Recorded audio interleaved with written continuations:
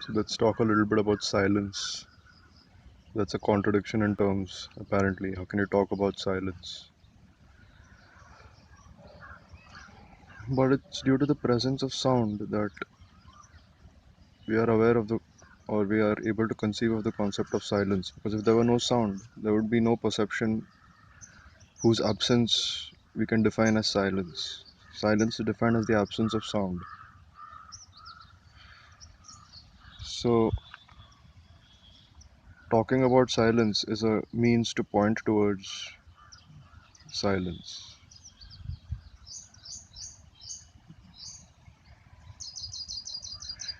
All sounds arise from silence, are surrounded by silence for the duration of the time for which the sound vibrates.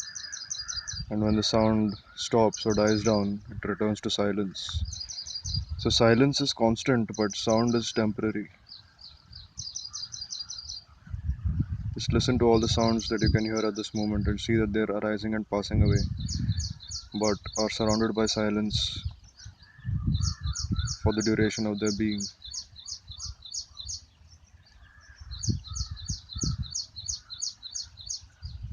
Silence is ever present, but sounds come and go.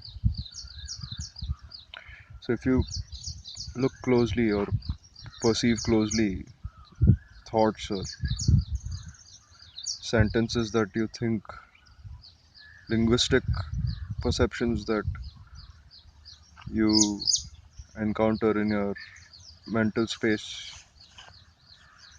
are also subtle sounds. So, what we said about sound at this, like just a minute back, applies to thoughts as well.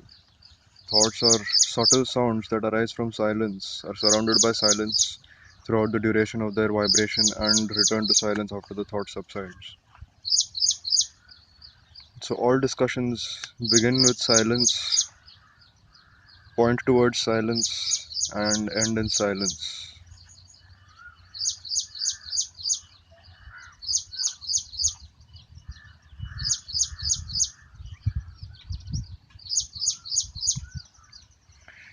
So, two great thinkers have spoken about this. Two great thinkers of the last 100 years have spoken about this, Ramana Maharshi and Ludwig Wittgenstein. Ramana Maharshi says that silence is the highest teaching, and Ludwig Wittgenstein says what we cannot speak of, we must pass over in silence. And ultimately, we cannot speak about reality because languages are just arbitrary sounds that we've adopted for convenience, for ease of communication. But in terms of the absolute truth, words are insubstantial. They're signposts. It's like being fixated on words is like sitting on the sign that points to New York without going to New York. And the real deal, the juice, is New York itself. It's like the difference between the taste of chocolate and the word chocolate. So, experiencing silence is as vastly different from the word silence as the taste of chocolate is from the word chocolate.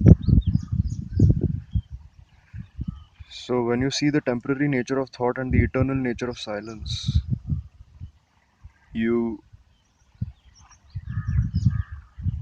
establish yourself in silence and keep silence as your primary state of being, while thoughts are like a flow of or a sequence of perceptions that come and go in that silence. Silence is the source of sound and thought, and silence is the perceiver of sound and thought.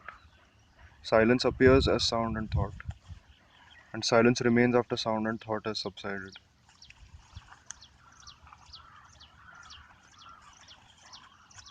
And it's ever present. You don't need to look for silence. Just pay attention to any sound and deliberately pay attention to the absence of that sound when the sound subsides. That silence is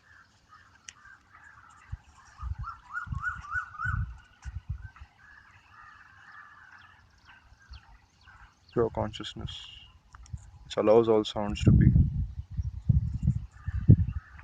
but itself does not depend on any sound.